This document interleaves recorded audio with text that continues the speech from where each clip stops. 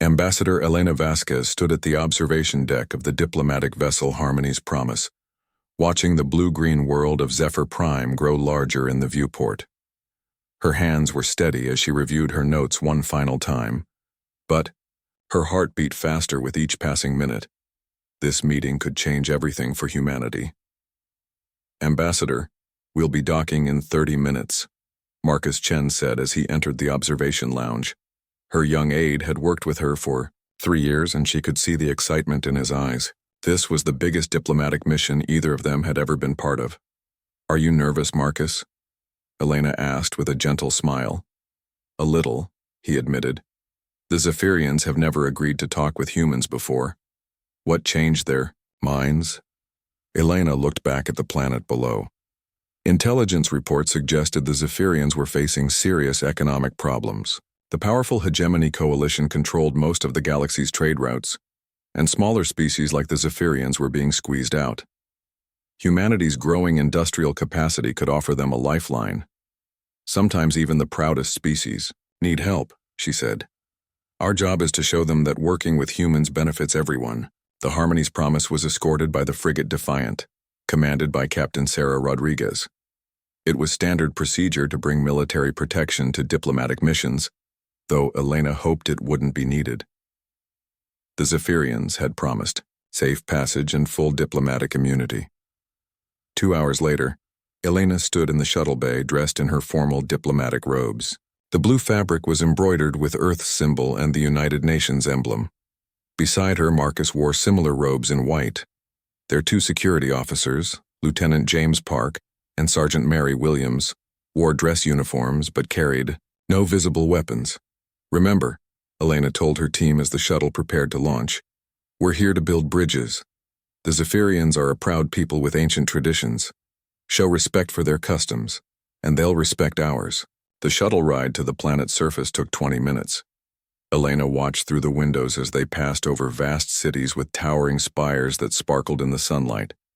Zaphirian architecture was unlike anything on Earth, with buildings that seemed to grow from the ground like crystal formations. At the spaceport, a delegation of Zaphirians waited to greet them. The aliens were tall and graceful, with scaled skin that shifted between green and gold in the light. Their leader, Chancellor Vextar, bowed deeply as Elena stepped off the shuttle. "Ambassador Vasquez," the Chancellor said in accented but clear English, "welcome to Zephyr Prime. Your arrival marks a historic moment for both our species." Elena bowed in return, using the traditional Zaphirian greeting she had practiced for weeks. "Chancellor Vextar, I bring greetings from Earth and humanity. We come in peace and friendship." The formal ceremonies began immediately. Elena and her team were led through the capital city in a procession of floating vehicles. Thousands of Zaphirians lined the streets, their scales glittering as they watched the human visitors pass by. Some held signs with messages of welcome, while others simply stared in curiosity. The Grand Assembly Hall was enormous, with a ceiling that soared hundreds of feet above the floor. The walls were covered in murals showing Zaphirian history, from their early days as simple hunters to their current status as an advanced spacefaring civilization. Elena felt a deep respect for the culture that had created such beauty. "Your people have achieved remarkable things," she told Chancellor Vextar as they walked through the hall. "As have yours," the Chancellor replied. "Humans are known throughout the galaxy for your determination and creativity. Perhaps together we can achieve even more." The official greeting ceremony was set to begin at noon local time. Elena took her place on the platform alongside the Chancellor and other high-ranking Zaphirian officials. Marcus stood behind her with the other human staff, while Lieutenant Park and Sergeant Williams positioned themselves at the edges of the platform as protocol required. Above them, Captain Rodriguez watched from the Defiance Bridge. Her orders were clear: observe the ceremony and be ready to provide assistance if needed. The ship's sensors were focused on the planet below, monitoring for any signs of trouble.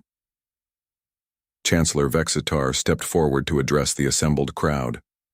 His voice carried clearly through the hall's advanced acoustic system. He spoke first in the Zaphirian language, then switched to English for Elena's benefit. "Today we welcome humanity to Zephyr Prime," he announced. For too long our species have remained apart, but the galaxy is changing and we must change with it. Ambassador Vasquez comes to us with an offer of partnership and mutual benefit. Elena felt a moment of pride as she stepped forward to give her own speech. She had spent months preparing these words, crafting them carefully to show respect for Zaphirian culture, while explaining humanity's hopes for the future.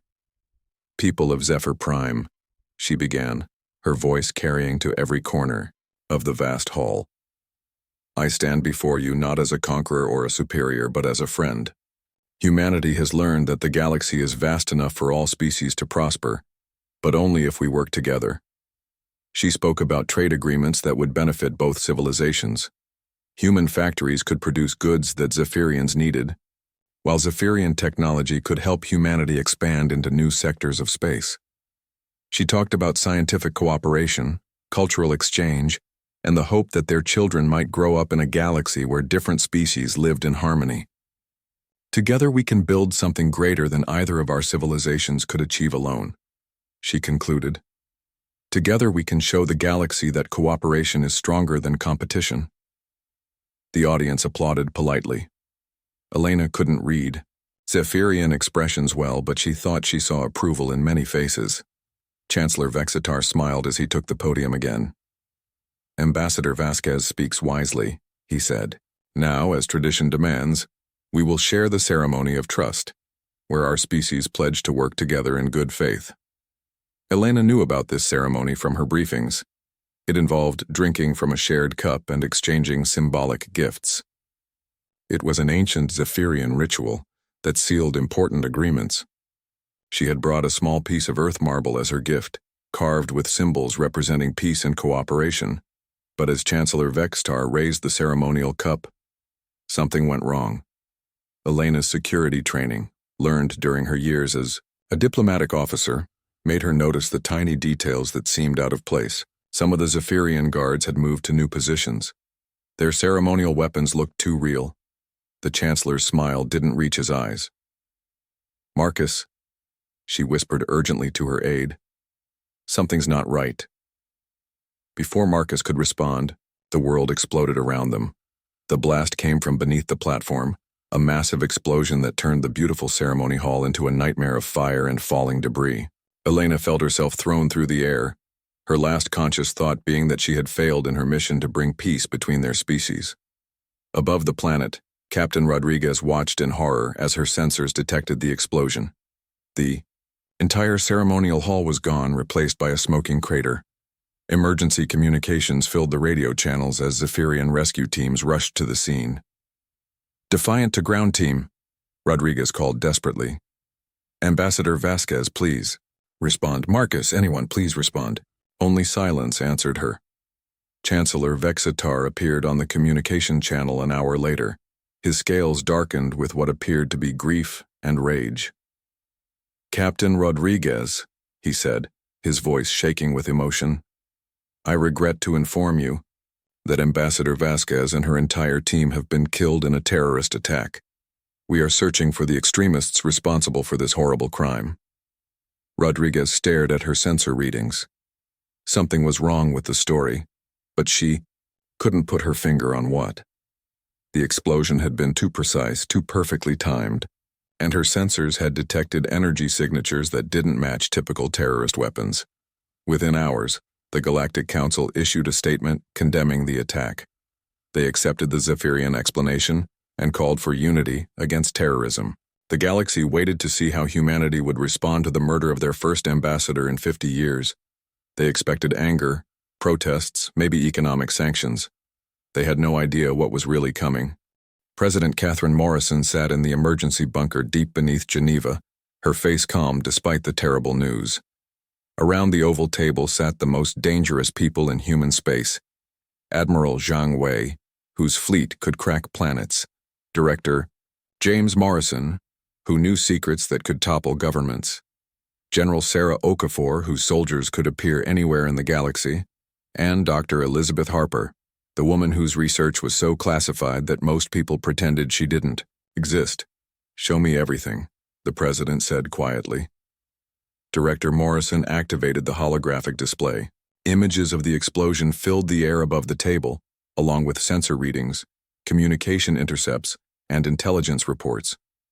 The data painted a clear picture that made everyone in the room angry.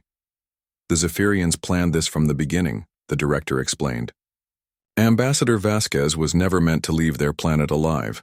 They used military-grade disruptors disguised as a terrorist attack. Our intelligence networks intercepted their planning communications 3 days ago. Admiral Zhang leaned forward, his face hard. 3 days? Why wasn't the mission canceled? Because Elena insisted on going anyway, President Morrison replied. She believed she could succeed where others had failed. She thought her death would be worth it if it brought peace. Her voice grew colder. She was wrong about that last part. General Okafor studied the tactical displays. The Zaphirians think they're clever, kill our ambassador, blame terrorists, and watch humanity file a complaint with the Galactic Council like every other species would do. They don't understand who they're dealing with. Dr. Harper had remained silent throughout the briefing, but now she spoke in her soft, dangerous voice. Mr. President, are we implementing Protocol 7? The room became very quiet. Protocol 7 was humanity's most classified response plan, known to only 12 people in the entire solar system. It had been created after humanity's first contact with a genocidal alien species 200 years ago. The protocol was based on a simple idea. Some acts of aggression required responses so overwhelming that they became warnings for the rest of history. Yes, President Morrison said after a long pause. They killed Elena because they thought we would do what every other species does. They're about to learn why humanity survived when so many others didn't. Admiral Zhang began issuing orders through his secure communication device. Across human space, ships started disappearing from their assigned positions. The official records would show routine maintenance schedules and training exercises, but the reality was different. Humanity's war fleet was moving into position for something the galaxy had never seen. These weren't the ceremonial ships that other species used to show off their power. Human vessels were built for war. While aliens created beautiful ships designed to impress primitives, humans built weapons that could turn stars into supernovas. The technology came from lessons learned during humanity's darkest hours, when survival meant being more dangerous than anything else in the universe. Dr. Harper's teams began working in hidden facilities throughout the outer colonies. They manufactured equipment that didn't officially exist, using knowledge that came from sources no one talked about. The work was dangerous, requiring precise calculations and materials that existed in only tiny quantities. One mistake could destroy entire solar systems. Meanwhile, Director Morrison's agents started the largest intelligence operation in human history. Every Zaphirian official was cataloged and tracked. Every military base was mapped. Every economic asset was analyzed. The Zaphirians had no idea that human spy networks had been studying their civilization for decades, preparing for exactly this kind of situation. The galaxy watched humanity's response with growing confusion. There were no angry speeches from Earth's leaders. No threatening fleet movements, no economic warfare or trade sanctions. Even the usually aggressive human media seemed strangely quiet about the ambassador's death. Alien analysts concluded that humanity was processing their grief and would eventually accept the official explanation about terrorist attacks. Some species even sent messages of sympathy, praising humanity's mature response to tragedy. They had no idea what was really happening. In the command centers beneath Earth's major cities, teams of humans worked around the clock on preparations that defied the laws of physics as most species understood them. Dr. Harper's research had unlocked secrets that other civilizations spent millennia trying to discover. Humanity had found shortcuts through paths that shouldn't exist. The technology had come from wreckage found on Earth itself, buried in rock layers that dated back millions of years. Some previous version of human civilization had possessed capabilities that current humanity was only beginning to understand. The implications were terrifying and wonderful at the same time. Admiral Zhang met with his fleet commanders in a facility that existed in folded space, invisible to outside observers. The men and women around the table had fought in wars that never appeared in history books defending humanity against threats that the public never knew existed. The Zaphirians believe they understand human military doctrine, Zhang told them. They've studied our public conflicts and think they know our capabilities. They're wrong about everything. Captain Lisa Chen, who commanded humanity's stealth operations, smiled coldly. They're about to learn that our public military is just for show. The real fleet has been waiting for something like this. The ships under her command could fold space around themselves, becoming invisible to every known form of detection. They could appear anywhere in the galaxy without warning, strike with weapons that bent reality, and vanish again before enemies knew they were under attack. Other species had energy shields and plasma weapons. Humans had tools that made the laws of physics optional. General Okafor's special forces began moving into position throughout Zaphirian space. These weren't ordinary soldiers. They were humans, who had been enhanced with technology that other species would consider impossible. They could survive in vacuum, phase through solid matter, and remain undetected by any scanning system ever built. The Zaphirians had killed Ambassador Vasquez because they thought humanity was just another species that would follow galactic diplomatic protocols. They believed humans would file complaints, demand investigations, and eventually accept whatever explanation satisfied the Galactic Council. They had made the mistake of judging humanity by the standards of species that had never faced extinction. Humans had learned different lessons during their rise to the stars. They had discovered that some principles were worth defending regardless of cost, and that mercy was only meaningful when backed by the power to destroy those who rejected it.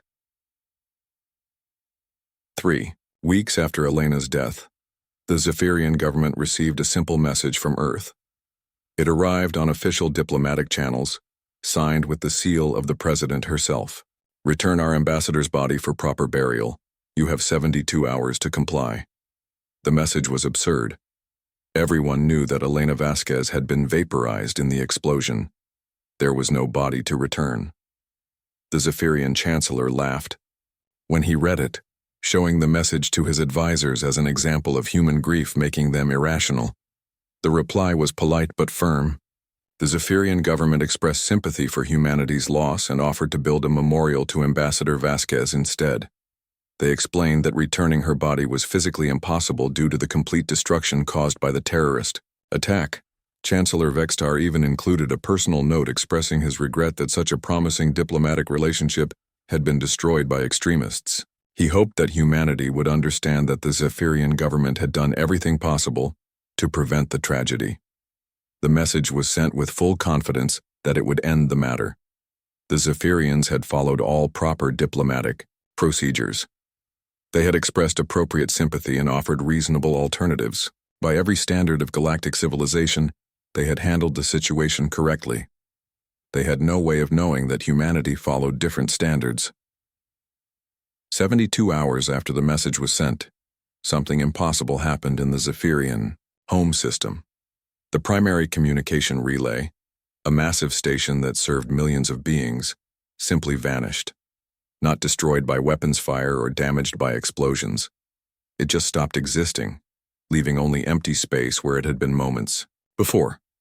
The disappearance was detected by monitoring stations throughout the system. One moment the relay was there, broadcasting signals and maintaining communication links across dozens of star systems.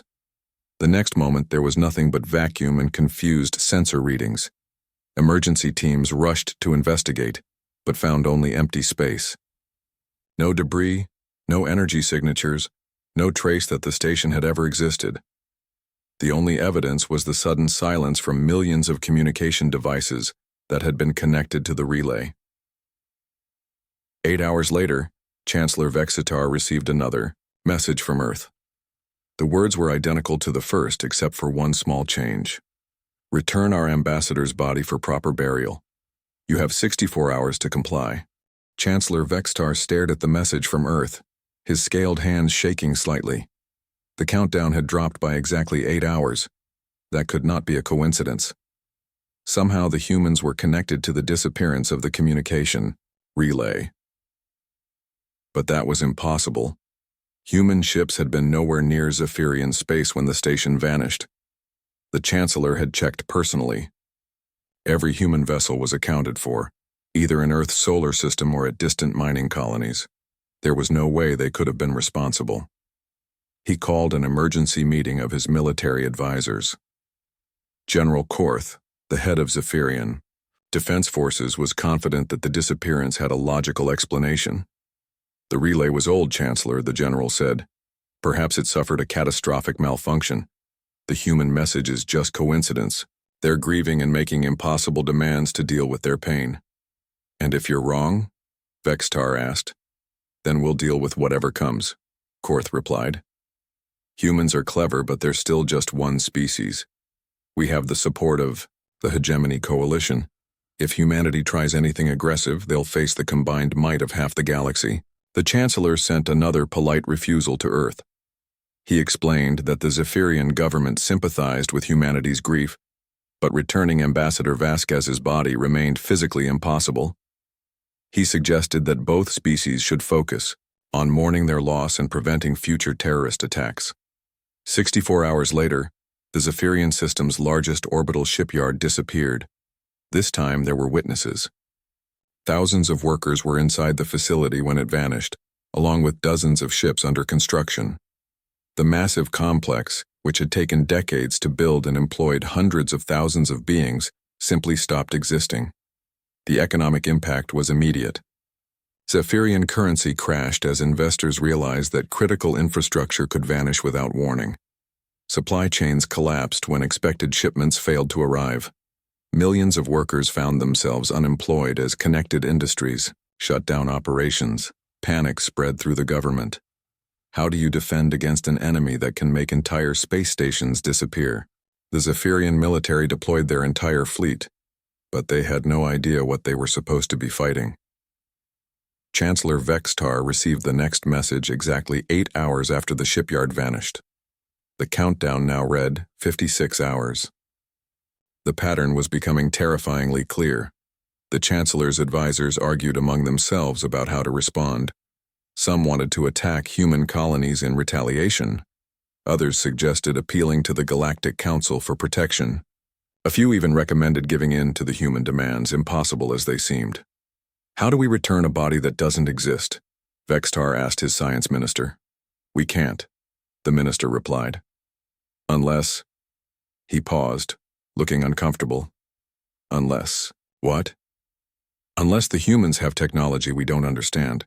Technology that can manipulate matter at the quantum level, or even bend the laws of physics themselves. The idea seemed absurd, but so did the disappearance of massive space installations. The Zaphirians had always assumed that humans were primitives who had gotten lucky with a few technological breakthroughs. But what if they were wrong? When the 56 hours expired, Zephyr Prime's primary mining platform vanished. The facility had been processing raw materials from the system's asteroid belt, providing metals and rare elements for the entire civilization. Its disappearance crippled industrial production across dozens of worlds. The human message arrived on schedule. Return our ambassador's body for proper burial. You have 48 hours to comply. Other species began to take notice. The Hegemony Coalition sent investigators to the Zaphirian system, but their advanced sensors found the same thing Zaphirian equipment had detected: absolutely nothing. The missing installations hadn't been destroyed or moved. They had simply ceased to exist. The investigators brought news that made the situation even more disturbing. Deep space monitoring stations throughout the galaxy had detected strange energy readings at the exact moments of each disappearance. The readings matched theoretical predictions for temporal manipulation technology. They're not destroying our infrastructure, Chancellor Vextar realized with growing horror.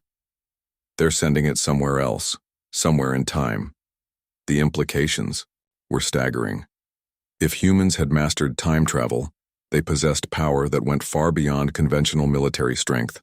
They could erase entire civilizations from history, or trap them in temporal loops that lasted forever. Archaeological teams on Zephyr Prime made a discovery that confirmed everyone's worst fears. While excavating ancient ruins, they found wreckage buried in rock layers that dated back 50,000 years. The twisted metal and crystalline structures matched the missing orbital installations perfectly. The humans weren't just making things disappear. They were sending them back in time and burying them in the planet's geological past. The Zaphirian civilization was being attacked by weapons that operated outside normal space-time. Dr. Yenth, Zephyr Prime's leading physicist, studied the archaeological evidence with growing terror. "Chancellor," she reported, "if the humans can manipulate temporal flows with this precision, they can do anything. They could prevent our species from evolving. They could make our star collapse before our planet formed. They could erase us from history so completely that we would never have existed." The 48 hours passed with desperate attempts to contact human authorities. The Zaphirian government sent messages offering compensation, apologies, and even full admission of guilt in Ambassador Vasquez's death. They promised to punish everyone responsible and pay any price demanded. All messages were returned with the same automated response: "Return our ambassador's body for proper burial." When the deadline expired, 3 more installations disappeared simultaneously. The synchronization was perfect, occurring at exactly the same instant across different parts of the system. It was a demonstration of control that proved human capabilities went far beyond what anyone had imagined. The Galactic Council called an emergency session. Representatives from hundreds of species gathered to discuss the crisis, but their debates revealed how little anyone understood about what was happening. The temporal manipulation treaty that governed time travel applied only to member species, and Earth had quietly withdrawn from the Council exactly 73 hours and 12 minutes earlier. The timing was precise. Humanity had left the Council moments before their first action against Zaphirian infrastructure. They had planned everything perfectly, ensuring that galactic law couldn't be used against them. The Hegemony Coalition tried to intervene directly, sending a massive battle fleet to Zaphirian space. The fleet consisted of over 1,000 ships, including dreadnoughts that could destroy planets and carriers that held entire armies. It was the largest military force assembled in galactic history. They arrived to find human ships waiting. 13. Human vessels were unlike anything in the Coalition database. Sleek and dark, they seemed to absorb light rather than reflecting it. They moved in ways that violated basic physics, changing direction without thrust, accelerating beyond what their mass should have allowed. Admiral Corex, the Coalition fleet commander, tried to establish communication. "Human vessels, you are in violation of galactic territorial agreements. Withdraw immediately or face the consequences." The response came from a single human ship that appeared to be made of crystallized shadow. "Admiral Corex, you are interfering in a matter of justice. This is your only warning to leave." "Justice?" Corex replied. "You're terrorizing an entire civilization over the death of one individual. The Galactic Council has ruled that the Zaphirian government was not responsible for the terrorist attack." The human voice that answered was calm and completely terrifying. "The Galactic Council is irrelevant. We have evidence that the Zaphirian government ordered Ambassador Vasquez's death. They believed humanity would accept their lies and file complaints through proper channels. They were wrong. Admiral Corex ordered his fleet to assume battle positions, 1,000 ships armed with the most advanced weapons in the galaxy, prepared to engage a force of less than 50 human vessels. By every measure of military science, the outcome should have been certain. "Human commander," Corex transmitted, "surrender now and we will ensure you receive fair treatment under galactic law." The human response changed everything. "Admiral, you misunderstand the situation. This isn't a battle you can win through force of numbers. We're not here to fight. We're here to teach the galaxy a lesson that should have been learned long ago. Diplomats are sacred. Touch them, and face consequences that transcend space and time." As if to demonstrate the point, one of the human ships simply vanished from normal space-time, reappearing inside the Coalition formation. It didn't break through their shields or dodge their weapons. It just existed in a different moment, occupying the same space as a Coalition dreadnought. The dreadnought didn't explode or collapse. It aged. In seconds, the mighty warship became an ancient relic, its hull corroded by millennia that passed in heartbeats. The crew inside experienced the same acceleration of time, their lives flashing by until only empty uniforms remained. "Withdraw," The human commander repeated.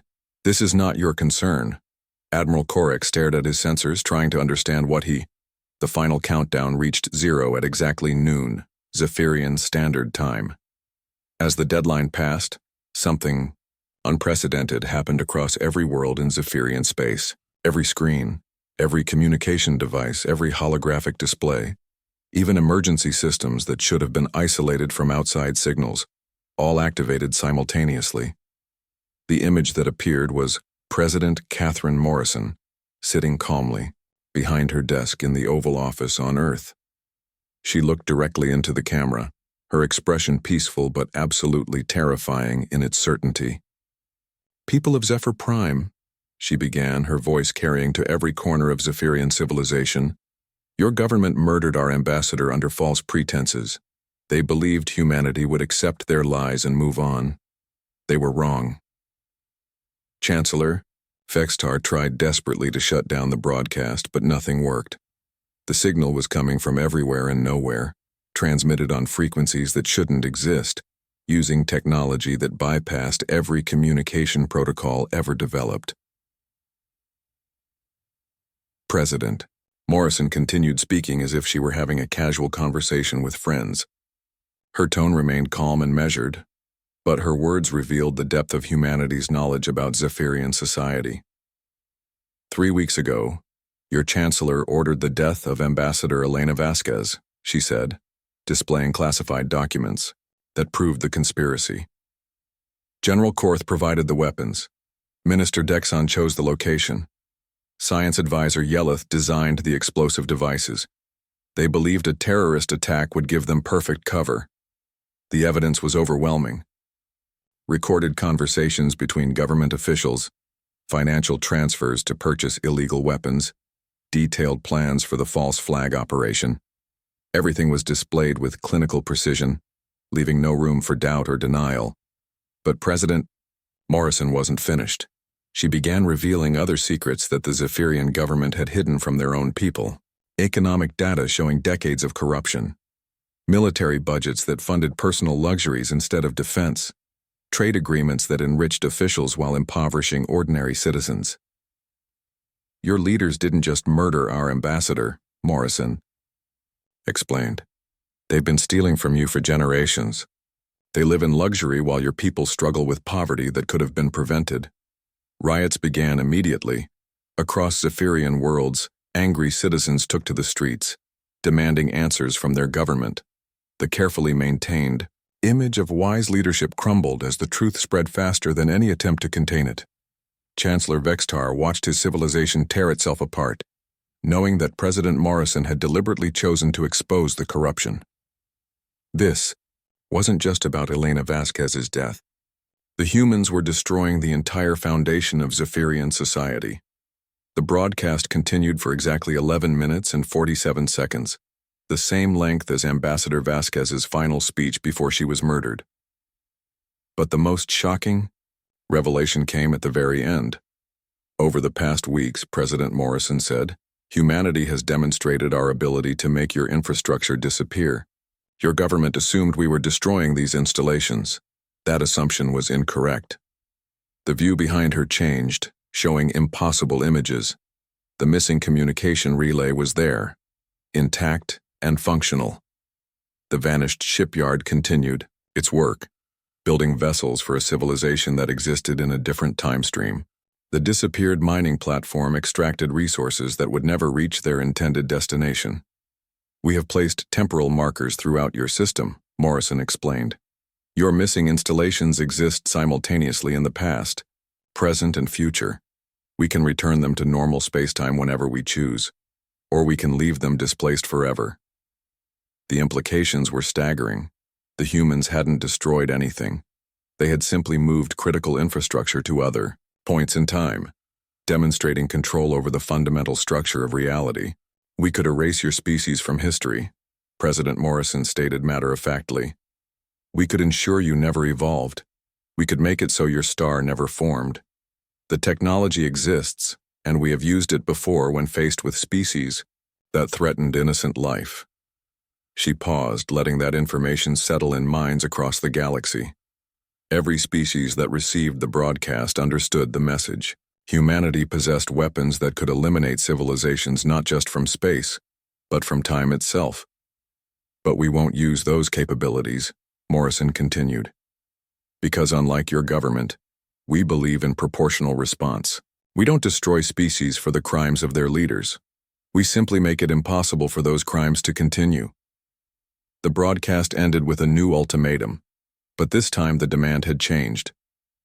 You have 24 hours to surrender every individual involved in Ambassador Vasquez's murder and provide full reparations to her family.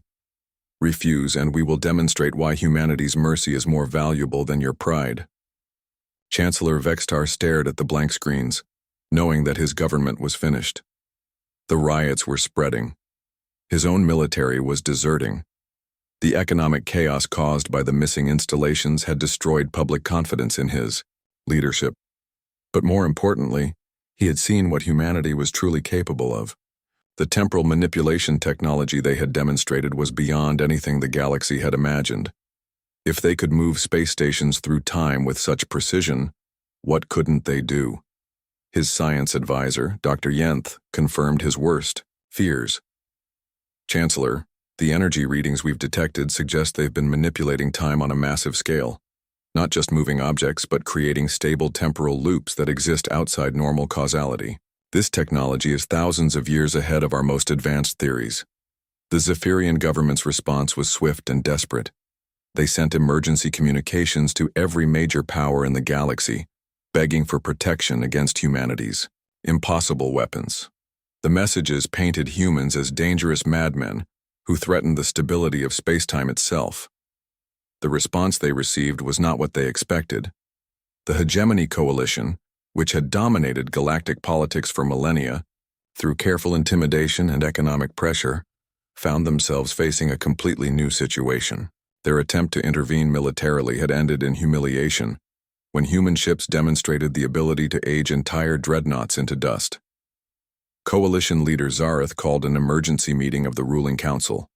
Around the table sat representatives from the galaxy's most powerful civilizations, species that had shaped interstellar politics for thousands of years. For the first time in their collective memory, they were genuinely afraid. The humans have rewritten the rules of warfare, Zareth admitted. Our conventional advantages mean nothing against technology that operates outside normal physics. They can erase us from history itself. Minister Kolvan of the Nexus Empire raised the question everyone was thinking. How did they develop this technology? Our intelligence networks show no evidence of temporal research in human space. They went from primitive chemical rockets to time manipulation in less than 3 centuries. That's impossible. The answer came from an unexpected source. Deep in the Coalition's archives, researchers found references to ancient artifacts discovered on Earth during humanity's early space age. Wreckage buried in geological layers that suggested some previous human civilization had possessed advanced technology millions of years ago. They didn't develop time travel. Dr. Zelmar, the Coalition's chief scientist, reported to the emergency session. They reverse-engineered it from remains of their own species. Humans have done this before. The implications sent chills through the assembled leaders. If humanity had possessed temporal manipulation technology in the distant past, what had happened to that previous civilization? Why had they left warnings buried in Earth's geological record? And most terrifyingly, what had they been trying to warn against? Admiral Korek, still shaken by his encounter with human forces, provided the military assessment.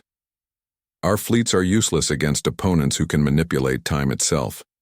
They aged one of our dreadnoughts into scrap metal in seconds. If they wanted to destroy us, we couldn't stop them. Then why haven't they? Coalition leader Zareth asked. If humans have the power to eliminate any threat, why do they limit themselves to proportional responses? The answer would reshape galactic civilization forever. Humanity wasn't seeking conquest or domination. They were enforcing principles that most species had never considered universal. The concept that diplomats were sacred, that certain acts were so fundamentally wrong that they required responses transcending normal military action. As the 24-hour deadline approached, Chancellor Vexitar made the only choice available to him. With riots consuming his cities and his government in collapse, he sent an unconditional surrender to Earth. President Morrison, he transmitted, the Zaphirian government accepts full responsibility for Ambassador Vasquez's death. We will surrender all individuals involved in the conspiracy and pay whatever reparations you demand. Please show mercy to our people, who were not responsible for their leader's crimes. 6 months after Chancellor Vexitar's surrender, the galaxy had become a very different place. The Zaphirian government had collapsed completely, replaced by a democratic council elected by citizens who finally knew the truth about their former leaders. Every official involved in Ambassador Vasquez's murder had been handed over to human authorities and faced trial on Earth. But humanity's response hadn't ended with the Zaphirian surrender.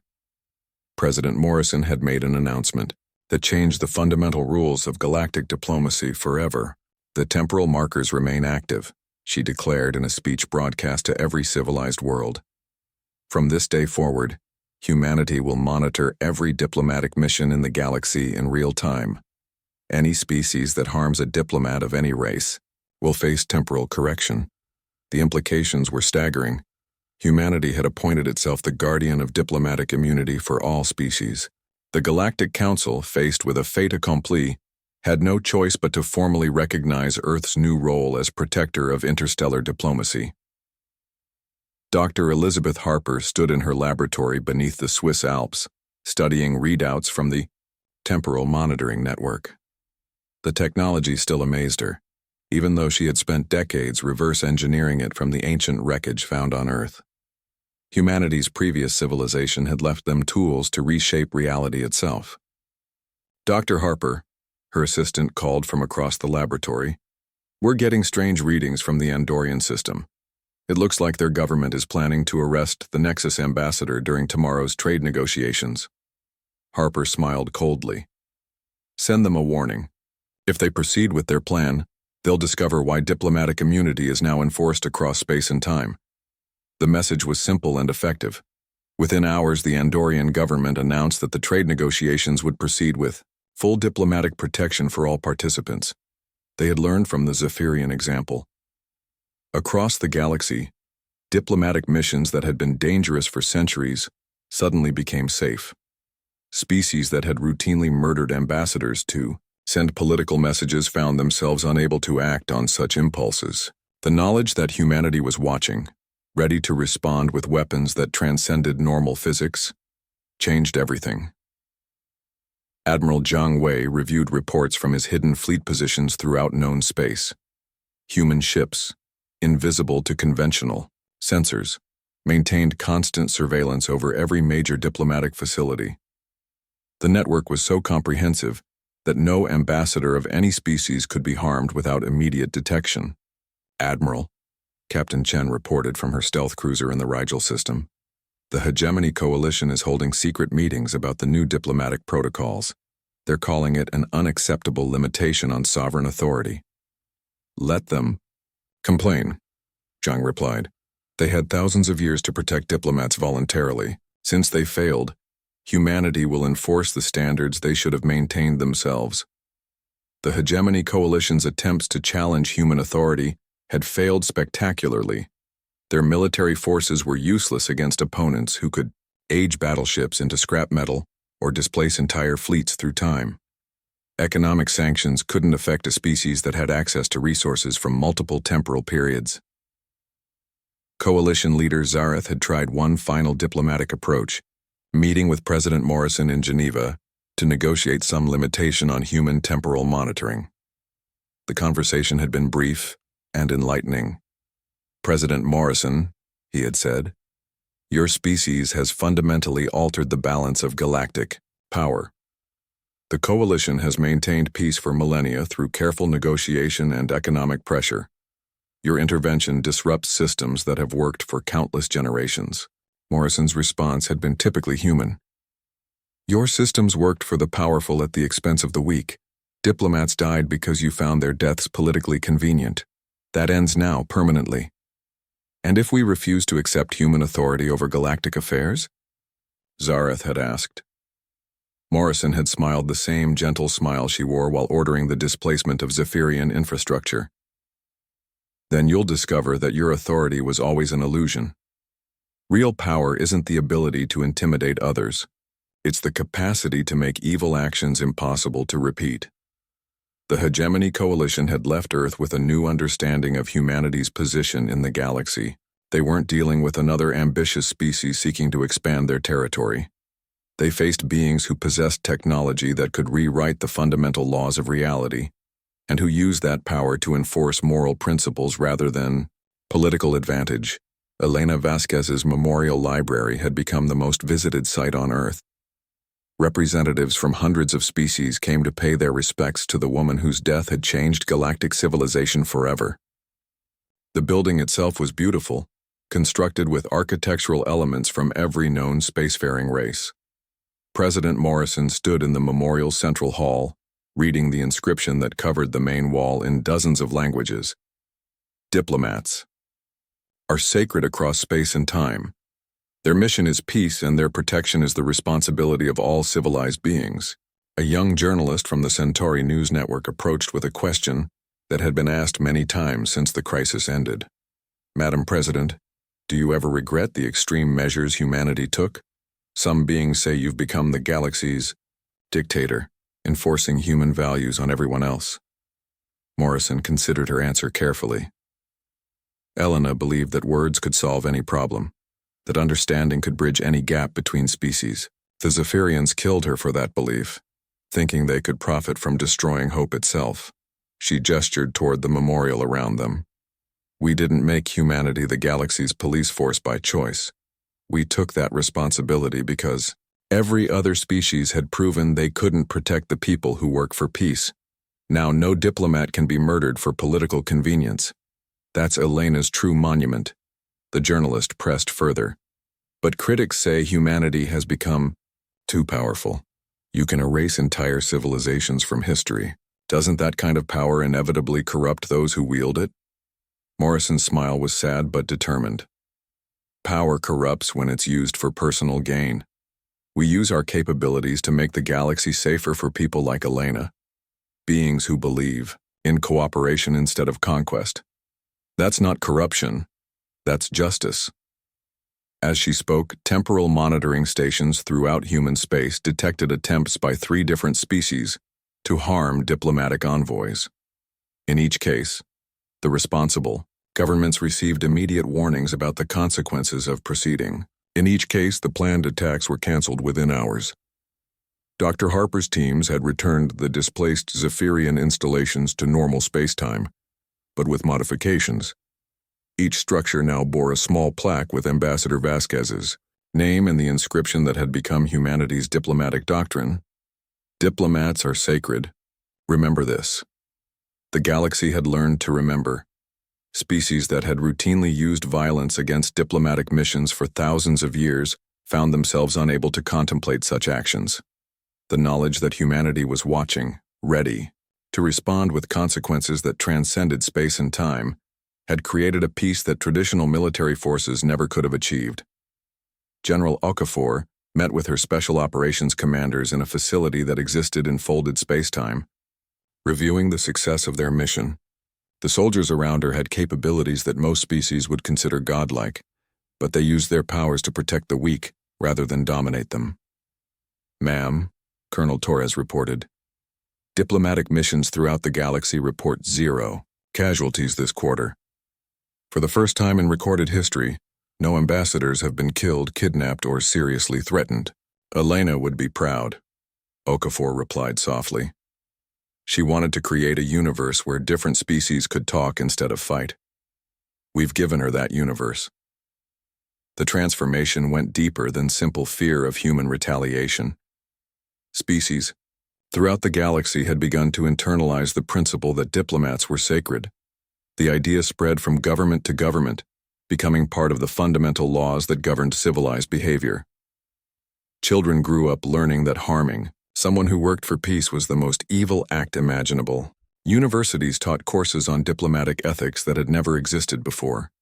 Even species that had no direct contact with humanity adopted the new protocols, understanding that the principles behind them were more important than their origin. President. Morrison's final public appearance of the day was at a dinner honoring newly graduated diplomatic officers from Earth's Academy.